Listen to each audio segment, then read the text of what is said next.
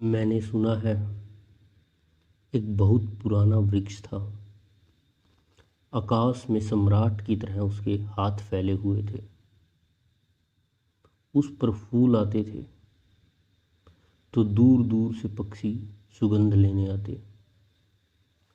उस पर फल लगते थे तो तितलियां उड़ती थी। उसकी छाया, उसके फैले हाथ, हवाओं में उसका वह खड़ा रूप आकाश में बड़ा सुंदर था। एक बार एक छोटा बच्चा उसकी छाया में रोज खेलने आता था और उस बड़े वृक्ष को उस छोटे बच्चे से प्रेम हो गया। बड़ों का छोटों से प्रेम हो सकता है अगर बड़ों को पता न हो कि हम बड़े हैं।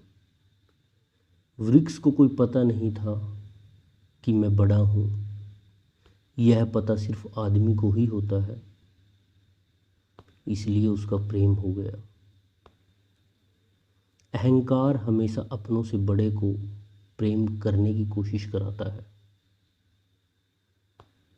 अहंकार हमेशा अपनों से बड़ों से संबंध जोड़ता है।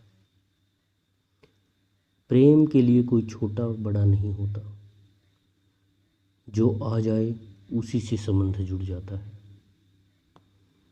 वह एक छोटा सा बच्चा खेलने के लिए आता था उस वृक्ष के पास।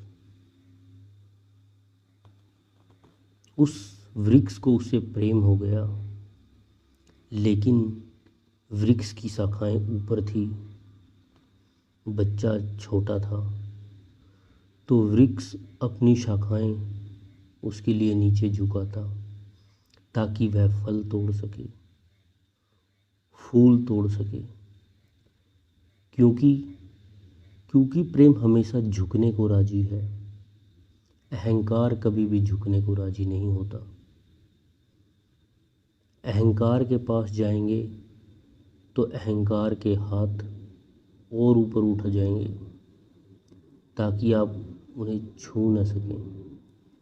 क्योंकि जिसे छू लिया जाए वह छोटा आदमी है, जिसे न छुआ जा सके, दूर सिंहासन दिल्ली में हो, वह आदमी बड़ा आदमी है। वह वृक्ष की शाखाएं नीचे झुक जाती तो बच्चा खेलता, और जब बच्चा उससे फूल तोड़ लेता तो वह वृक्ष बहुत खुश होता। उसके प्राण आनंद से भर जाते। प्रेम जब भी कुछ देता है तो खुश हो जाता है। अहंकार जब भी कुछ लेता है तब खुश हो जाता है। फिर वह बच्चा बड़ा होने लगा।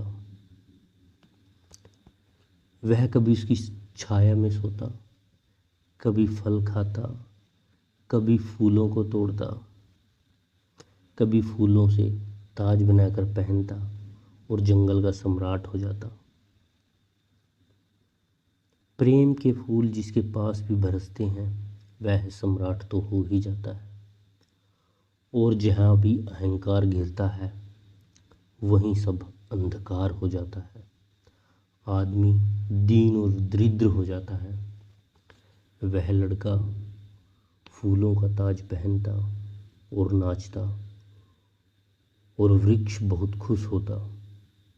उसके प्राण आनंद से भर जाते, हवाएं सनसनाती और वह गीत गाता। फिर लड़का और बड़ा हुआ।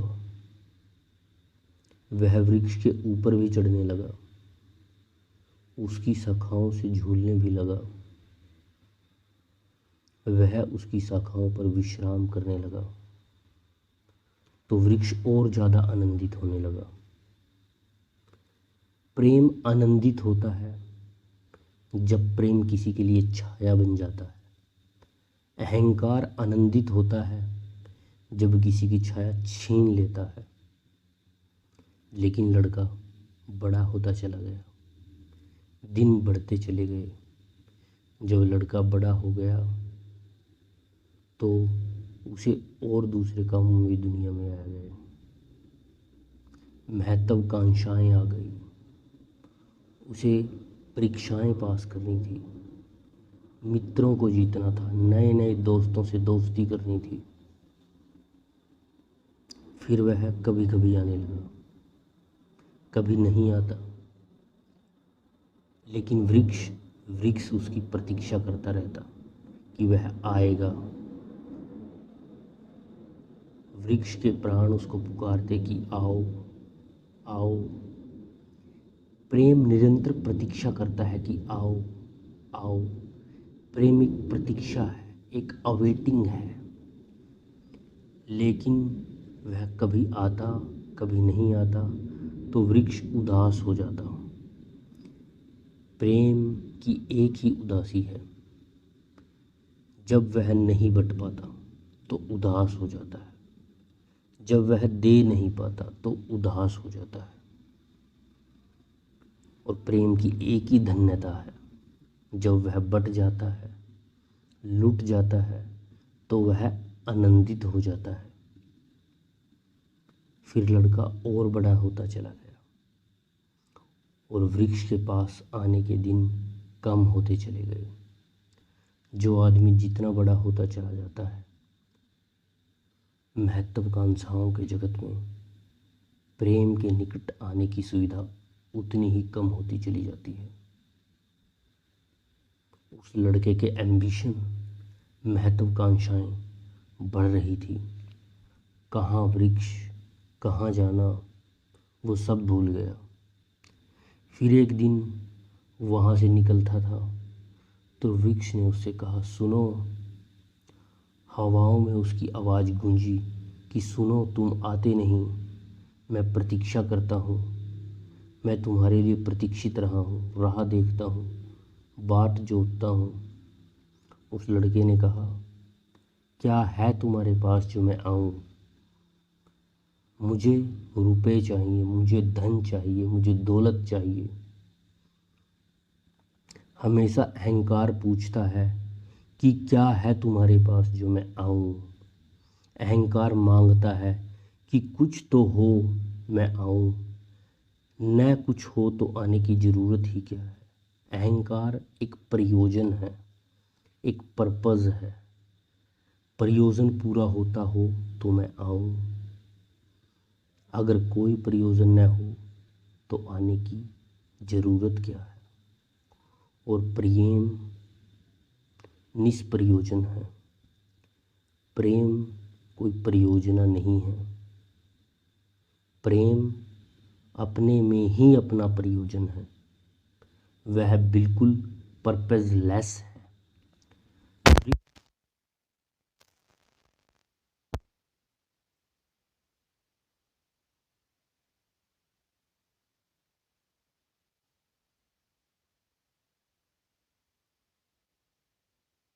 जो रोक ले वह प्रेम नहीं है, अहंकार रोकता है।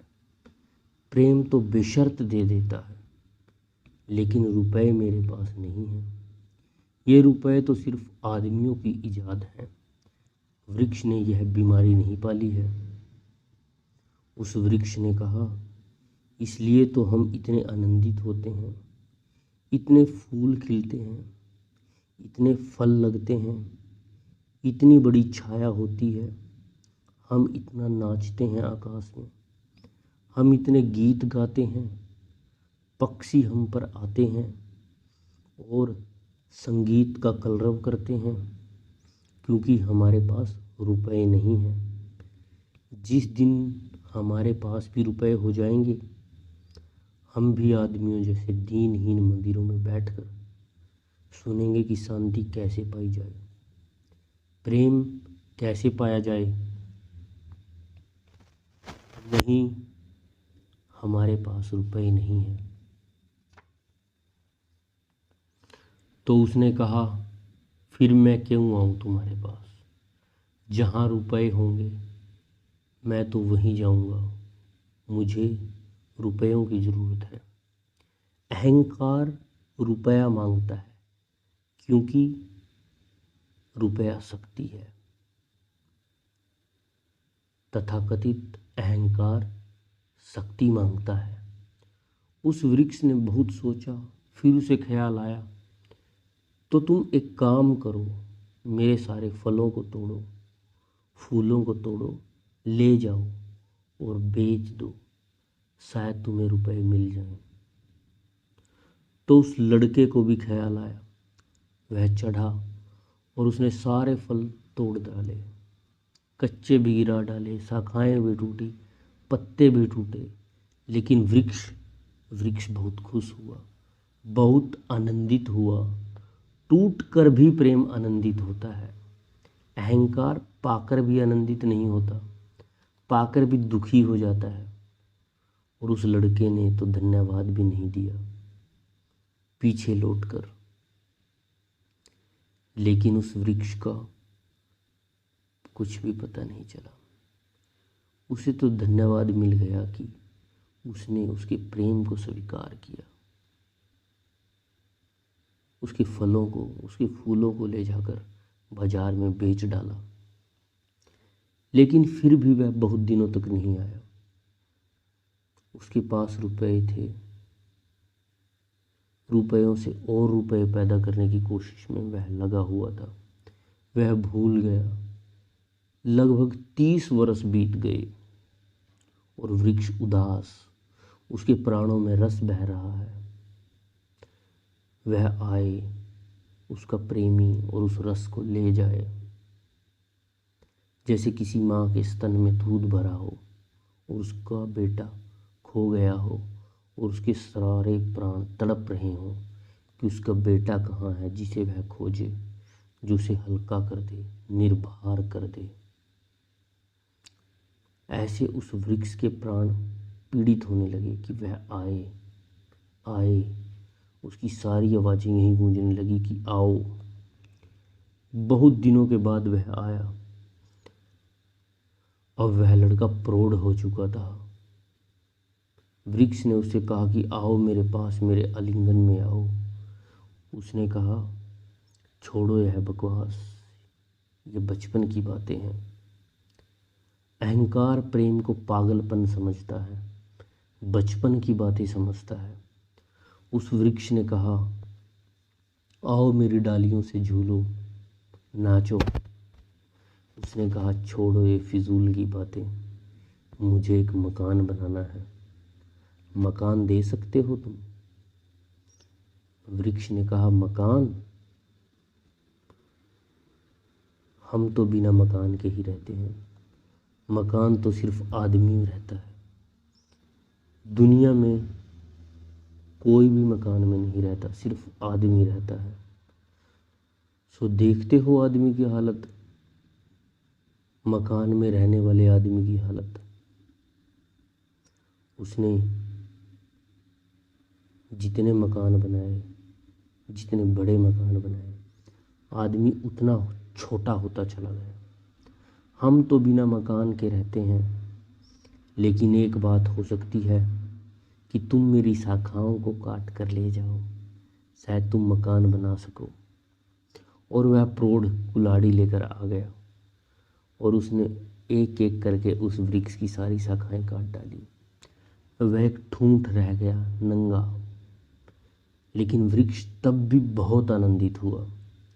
प्रेम सदा आनंदित होता है, चाहे उसके अंग भी कट जाएं। लेकिन कोई ले जाए, कोई ले जाए, कोई बांट ले, कोई सम्मिलित हो जाए, साझीदार हो जाए। और उस लड़के ने पीछे लौट कर कभी नहीं देखा। उसने मकान बना लिया और वक्त गुजरता रहा। वह ठूंठ राह देखता रहा। वह चिल्लाना चाहता, लेकिन अब उसके पास पत्ते भी नहीं थे, शाखाएं भी नहीं थी। हवाएं आती और वह बोल भी नहीं पाता, बुला भी नहीं पाता। लेकिन उसके प्राणों में तो एक ही गूंज थी कि आओ आओ। और बहुत दिन बीत गए। तब वह बूढ़ा आदमी हो गया था जो वह बच्चा था। वह निकल रहा था पास से और वृक्ष के पास आकर खड़ा हो गया।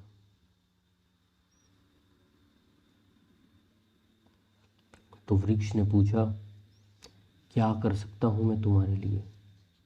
तुम बहुत दिनों बाद आए हो। उसने कहा, तुम क्या कर सकोगे मेरे लिए? मुझे दूसरे देश जाना है धन कमाने के लिए, मुझे एक नाव की ज़रूरत है। तो उसने कहा कि तुम मुझे और काट लो, मेरी स्पीडा से नाव बन जाएगी। मैं बहुत धन्य हो जाऊंगा, तुम्हारी नाव बन सकूं, तुम्हें दूसरे देश ले जा सकूं। लेकिन तुम जल्दी लौट आना और सुकुशल लौट आना। मैं तुम्हारी प्रतीक्षा करूंगा उस नाव के रूप में। और उसने आरे से उस वृक्ष को काट डाला। तब एक छोटा सा ठूंठ रह गया और वह दूर यात्रा पर निकल गया। और वह ठूंठ भी प्रतीक्षा करता रहा कि वह आए आए। लेकिन अब उसके पास कुछ भी नहीं था देने को। शायद वह नहीं आएगा, क्योंकि अहंकार वहीं आता है जहाँ कुछ पाने को हो। अहंकार वहाँ नहीं आता जहाँ कुछ पाने को नहीं है। मैं उस ठूंठ के पास एक रात मेहमान हुआ था, तो तब उस ठूंठ ने मुझसे बोला कि वह मेरा मित्र अब तक नहीं आया। और मुझे बड़ी पीड़ा होती है कि कहीं वह नाव में डूब तो नहीं गया, वह कहीं भटक तो नहीं गया, वह कहीं किसी देश के कोने में जाकर, किसी देश की गलियों में जाकर, गलियों में तो नहीं भटक गया और इस किनारे पर ना पा रहा हो। कहीं वह समाप्त तो नहीं हो गया। एक खबर भर कोई मुझे ला दे, अब मैं मरने के करीब हूँ। एक खबर भर आ जाए कि वह सुकुशल है, फिर कोई बात नहीं, फिर सब ठीक है। अब तो मेरे पास देने को भी कुछ नहीं है, इसलिए बुलाऊं भी तो शायद वह नहीं आएगा। मैं किस मुंह से उसे बुलाऊं, क्योंकि मेरे पास तो उसे देने के लिए कुछ भी नहीं है। वह स्वयं को ही घृणा से देख रहा था कि उसके पास देने को कुछ नहीं है, क्योंकि वो बुजुर्ग, वो जो बच्चा था जो बुजुर्ग हो चुका है, वो सिर्फ लेने की भाषा समझता है, क्योंकि अहंकार लेने की भाषा समझता है। प्रेम प्रेम देने की भाषा है। इससे ज़्यादा और कुछ मैं नहीं कहूँगा। जीवन में एक ऐसा वृक्ष बन जाए और उस वृक्ष की शाखाएं अनंत तक फैला दें, सब उसकी छाया में हों और सब उसकी बाहें फैल जाएं, तो पता चल सकता है कि प्रेम क्या है। प्रेम का कोई शास्त्र नहीं है, कोई परिभाषा नहीं है, प्रेम का कोई सिद्धांत भी नहीं है। तो मैं बहुत हैरानी में था कि क्या कहूँ आपसे कि प्रेम क्या है। वह तो बताना मुश्किल है। अगर बैठ सकता हूँ, अगर मेरी आंखों में दिखाई पड़े, अगर मेरे हाथों में दिखाई पड़े, तो मैं कह सकता हूँ कि यह है प्रेम। लेकिन प्रेम क्या है, अगर मेरी आंख में दिखाई न पड़े, मेरे हाथ में दिखाई न पड़े, तो शब्दों से बिल्कुल भी दिखाई नहीं पड़ सकता कि प्रेम क्या है। मेरी बातों को इतना प्रेम से, शांति से सुना, उसके लिए मैं अनुग्रहित हूँ। और आप सबके भीतर बैठे परमात्मा को मैं प्रणाम करता हूँ। मेरा प्रणाम स्वीकार करें।